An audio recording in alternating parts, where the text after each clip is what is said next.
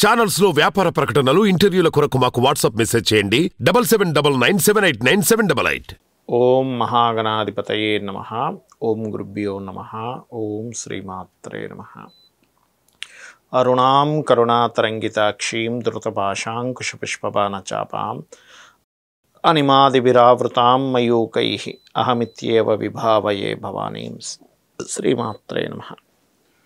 ప్రేక్షకులకి ఆ లలితాంబిక అమ్మవారి యొక్క అనుగ్రహం పరిపూర్ణంగా కలగాలని మనస్ఫూర్తిగా కోరుకుంటూ ఈరోజు మనము లలితా సహస్రనామాలలో ఒక్కొక్క నామము గురించి దాని యొక్క అర్థము జ్యోతిష్శాస్త్రరీత్యా ఏ భావము పాడవడం వల్ల ఎటువంటి దోషం ఏర్పడుతుంది, అదేవిధంగా వాస్తులో కూడా ఏ దోషం వల్ల ఎటువంటి పరిస్థితులు ఇంట్లో ఉండడం వల్ల ఎటువంటి విషయాల పట్ల ఇబ్బంది పడుతూ ఉంటారు, దానికి ఈ మంత్రం ఎలా పనిచేస్తుంది అనే విషయం మనం చెప్పుకుంటూ వస్తున్నాం. అందులో ఈరోజు చెప్పుకోబోయేటువంటి నామంలో ముఖ్యంగా కర్పూర వీటిక ఆమోద సమాకర్ష దిగంతర అనే నామం ఉంటుంది మనకి లలిత సహస్రనామాల్లో.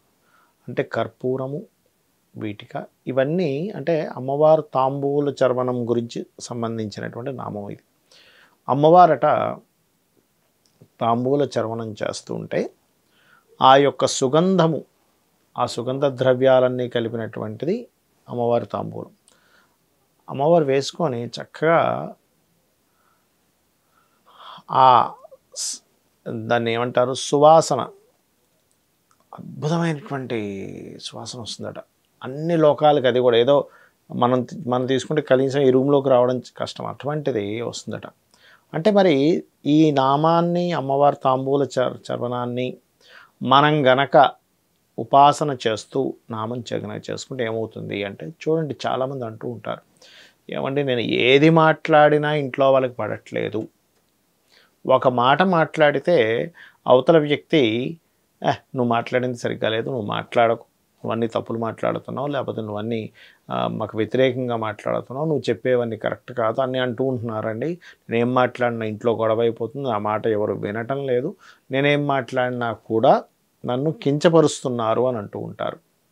అటువంటప్పుడు అమ్మవారి నామాలలో ఈ నామాన్ని మీరు చేసి చూడండి, ఖచ్చితంగా 100% మీకు వాక్కు మీద పట్టు వస్తుంది. అంటే ఏమిటి, ఎలా మాట్లాడాలి, మాట అనేటువంటిది ఏంటంటే సమయము సందర్భము అంటూ ఉంటారు. చూడండి, ఏ సమయం నువ్వు మాట్లాడుతున్న సందర్భం ఏంటి, ఇప్పుడున్న సమయం ఏంటి, నువ్వేం మాట్లాడుతున్నావు అంటూ ఉంటారు. అంటే అలాగా ఎప్పుడో ఎవరో గతించారు, అక్కడికి వెళ్ళాం, అక్కడికి వెళ్ళి మనం జోకులు వేసుకుంటూ ఉంటే ఎలా ఉంటుందండి, అరే అక్కడున్న సిచ్యువేషన్స్ ఏమిటండి అంటూ ఉంటాం. అలాంటప్పుడు ఏమిటి, అయ్యో చాలా మంచివారండి, ఫలానా వ్యక్తి చాలా గొప్ప పనులు చేశారు, పాపం ఇలా అయ్యారు, అప్పుడు ఆ మాట్లాడాల్సిన మాట వేరు కదా. అదేవిధంగా ఒక పెళ్లి దగ్గరికి వెళ్ళి ఎవరో చనిపోయిన విషయాలన్నీ మాట్లాడుకోం. ఎందుకు అంటే అక్కడున్న ప్రదేశము, పరిస్థితులు మనం చూసుకొని మాట్లాడాలి. దానివల్ల కూడా ఇబ్బంది కలుగుతూ ఉంటుంది, ఇది తెలియకపోవడం వల్ల. అయితే ఈ నామం ఎటువంటిదట, మీకు తెలియకుండానే మీరు ఆ సమయానికి, ఆ సందర్భానికి తగ్గట్టుగా అమ్మవారు మీ నోటి నుంచి పలికిస్తుంది. అంటే మాట్లాడుతుంటారు, అబ్బా ఏమి చక్కగా అసలు ఇప్పుడున్న సమయ సందర్భాలను బట్టి ఏం చెప్పాడు ఈ మాట అయినా. అంటే ఇప్పుడు చూడండి, ఒక వ్యక్తి ఒక డిప్రెషన్లో ఉన్నాడు, ఉదాహరణకి మీరు ఒక మాట చెప్పారు, ఏమవుతుంది, బా నిజమేనండి మీరు చెప్పేదాకా నాకు ఈ భావన కలగలేదు, మీరు చెప్పింది నిజమే, నాకు ఉత్సాహం వచ్చింది అంటాడు. అంటే ఏమిటి, మన మాటలు ఎలా ఉండాలి, అవతల వ్యక్తులకి నిరుత్సాహము తొలగిపోయి ఉత్సాహం వచ్చేలాగా, అధైర్యము తొలగిపోయి ధైర్యం వచ్చేలాగా, నీరసం తొలగిపోయి ఉత్సాహంగా ఉండేలాగా ఉండాలి. అంటే అటువంటిది కలగాలంటే ఏంటి, అమ్మవారి శక్తి అక్కడికి రావాలి. ఏ మంత్రం ద్వారా, ఏ బీజాక్షరాలు నిగూఢంగా ఉండి బయటకు మాత్రం నామంలా కనబడేది ఏమిటి అంటే, ఓం కర్పూర వీటికామోద సమాకర్ష దిగంతరాయై నమః. అమ్మ నువ్వు వేసుకున్నటువంటి ఆ యొక్క తాంబూల చర్వణం ఏదైతే ఉందో తద్వారా ఈ లోకాలన్నింటిలో ఉండేటువంటి దేవతలు అందరూ కూడా అబ్బా ఏమి సువాసన అనుకుంటున్నారు తల్లి, అటువంటి నీ యొక్క తాంబూల చర్వణానికి నమస్కారం అని మనం ఎప్పుడైతే అనుకుంటామో మన వాక్కు కూడా అంత గొప్పగా ఉంటుంది. ఇది జ్యోతిష్శాస్త్రంలో రెండో భావం. మూడో భావం పాడైన వాళ్ళకి ఇబ్బందులు వస్తుంటే వాళ్ళు ఏదైనా కమ్యూనికేషన్ చేసేటప్పుడు నాకు ఇబ్బంది వస్తుందండి, నేను ధైర్యంగా మాట్లాడలేకపోతున్నాను, నేను ఏదైనా అపశబ్దం మాట్లాడతానేమో అనిపిస్తుంది, ఏ మాట మాట్లాడాలని భయం వేస్తుంది అనుకునేటువంటి వారి ఈ నామం చేసుకోండి. మరి ఇంట్లో సఖ్యత లేదు అనుకోండి, తూర్పు భాగం పాడితే సఖ్యత ఉండదు.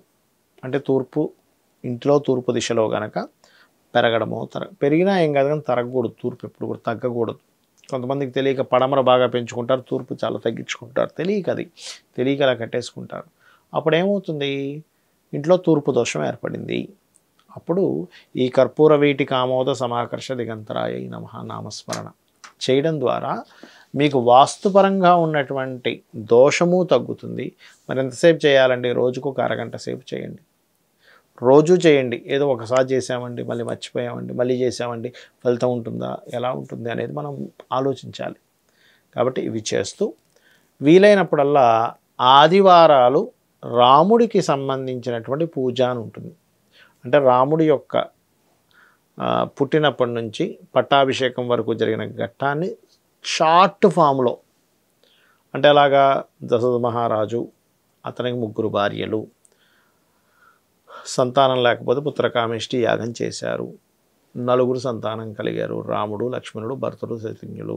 వాళ్ళు చక్కగా పెరిగి పెద్దవుతూ ఉంటే వశిష్ఠ మహాముని వచ్చి అతను రామలక్ష్మణులు ఇద్దరిని తీసుకెళ్ళాడు. అతను హోమానికి వాళ్ళిద్దరూ కూడా కాపలా కాశారు. అక్కడ వచ్చేటువంటి రాక్షసుని సంహరించడం జరిగింది. దాని తర్వాత అక్కడ శివధనస్సుని ఎక్కుపెట్టినటువంటి రామచంద్రమూర్తికి సీతాదేవికి వివాహం జరిగింది.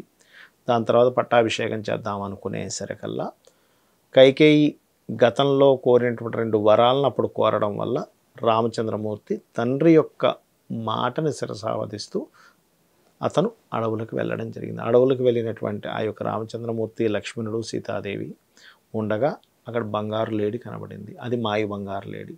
తద్వారా రాముడు వెళ్ళడం, అక్కడ ఒక మిస్కమ్యూనికేషన్ లాగా రాముడికి ఏదో అయిందనుకుని సీతాదేవి లక్ష్మణుని కూడా వెళ్ళమనడం, అప్పుడు ఆ యొక్క రావణాసురుడు వచ్చి సీతాదేవిని అపహరించుకు వెళ్ళడం, జటాయు అడ్డుపడడం, జటాయు యొక్క రెక్కల్ని ఆ రావణాసురుడు ఖండించడం, తద్వారా తీసుకువెళ్ళిపోవడం. దాని తర్వాత ఈ యొక్క రామచంద్రమూర్తి సుగ్రీవుడితో మైత్రి ఏర్పరచుకోవడము, వాలిని హతమార్చడము, ఆ యొక్క రామచంద్రమూర్తి మిగతా వానర సైన్యం మొత్తం కలిసి ఆ యొక్క లంకకి వారధి నిర్మించడము, లంకకి వెళ్ళి రావణాసురుని హతమార్చి మరలా అయోధ్యకి వచ్చి చక్కగా అక్కడ శ్రీరాముడి యొక్క పట్టాభిషేకం జరిగిందనేటువంటిది కనుక ఇంట్లో ఆదివారం చేస్తే ఇంట్లో ఉండేటువంటి గొడవలు కూడా తగ్గుతాయి. ఇంట్లో తూర్పు వైపు రాముడి యొక్క పట్టాభిషేకం బొమ్మ పెట్టి లైట్ గ్రీన్ కలర్ ఉండేలా చూసుకోండి. ఇంట్లో అన్ని అద్భుతాలు జరుగుతాయి. శ్రీమాత్రే నమః.